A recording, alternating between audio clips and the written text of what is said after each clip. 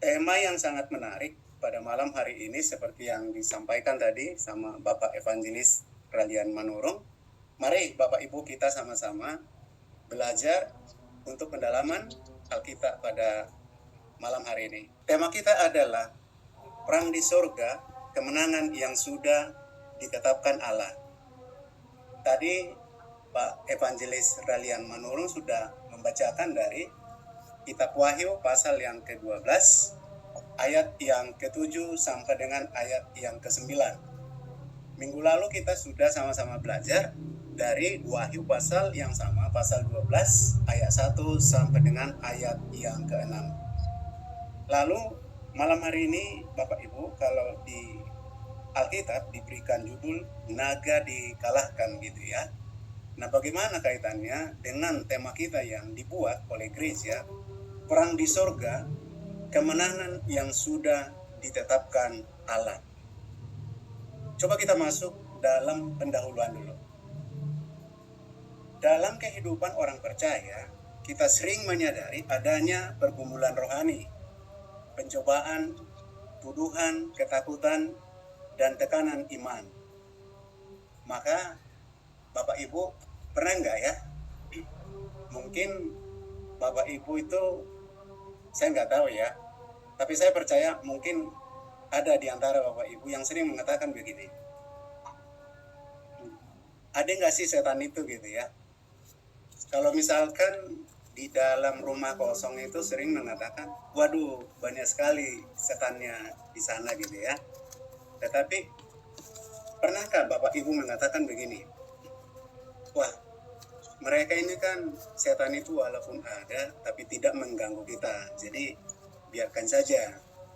Artinya setan itu atau iblis itu tidak mengganggu kita kok, karena alam kita sudah berbeda gitu ya. Jadi biarkan saja, atau juga dia tidak mengganggu kita. Benarkah Bapak Ibu demikian? Jadi kalau yang saya sampaikan ini adalah, sekalipun setan itu ketika kita melihat di dalam satu tempat tidak mengganggu kita, maka yang namanya setan atau iblis itu tetap saja mengganggu di dalam kehidupan kita. Makanya kita sebagai orang percaya harus melawan yang namanya tipu daya muslihat iblis atau setan yang akan membinasakan kita sebagai umat percaya. Jadi Allah mengalahkan iblis karena apa? Iblis adalah musuh Allah. Dan begitu juga kita sebagai manusia, musuh kita adalah iblis atau setan. Lalu Alkitab menyatakan bahwa pergumulan itu bukan sekedar masalah manusia, tetapi berkaitan dengan realitas peperangan rohani. Coba kalau kita lihat di dalam pengantar tema yang sudah disampaikan dari Kitab Wahyu pasal yang ke-12, meningkatkan bahwa sebelum pergumulan terjadi di bumi, perang sudah lebih dahulu terjadi di sorga. Tetapi kabar baiknya Bapak Ibu adalah hasil perang itu sudah ditetapkan Allah, iblis ternyata dikalahkan. Lalu kemudian kita coba masuk di dalam latar belakang dari Kitab Wahyu pasal yang ke-12 ini. Kita tahu bersama bahwa Kitab Wahyu penuh dengan simbol dan menyatakan realitas rohani. Dan pasal 12 meningkatkan ada konflik antara Allah dan iblis. Lalu dampaknya bagi umat Tuhan di bumi. Jadi kalau kita lihat dari Kitab Efesus pasal yang ke-6 ayat yang ke-12, perjuangan kita bukanlah melawan darah dan daging, tetapi melawan pemerintah-pemerintah, melawan penguasa-penguasa, melawan penghulu dunia yang gelap ini, dan seterusnya. Lalu Bapak Ibu, apa kita sebetulnya tujuan PA pada malam hari ini?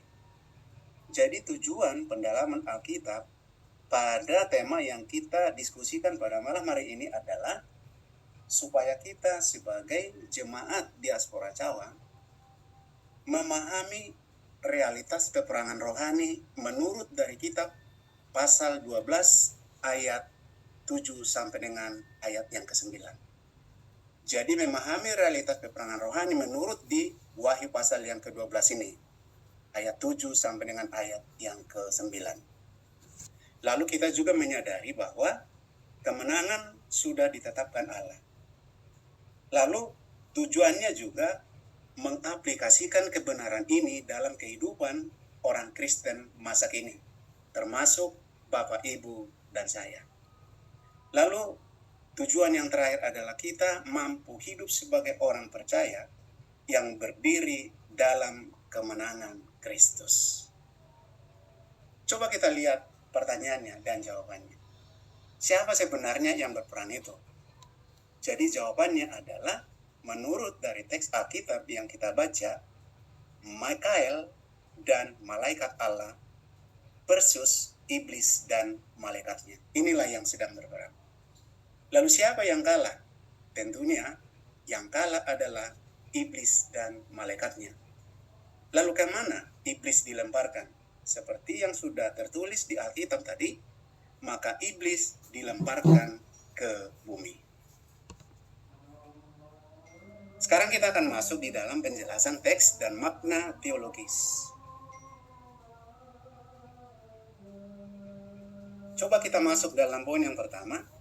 Poin yang pertama adalah realitas perang rohani. Di ayat 7 digambarkan, timbullah peperangan di sorga.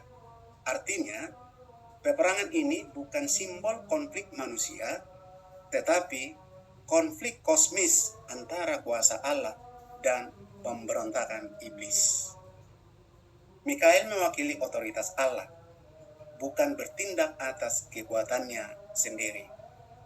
Lalu mungkin Bapak Ibu yang dikasihi Tuhan pasti bertanya, kalau Allah itu ada, kenapa sih harus ada malaikat atau ya Mikael gitu ya?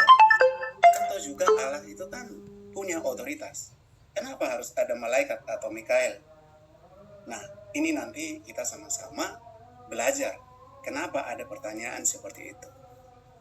Lalu kalau kita lihat di Daniel 10 ayat 13, mengatakan bahwa menunjukkan peperangan rohani di balik sejarah manusia.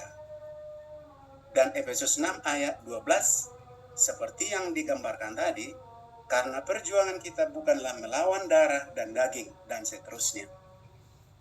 Lalu apa makna teologisnya Bapak Ibu? Makna teologisnya adalah Allah tetap berdaulat. Dan iblis bukan lawan, seimbang bagi Allah. Ini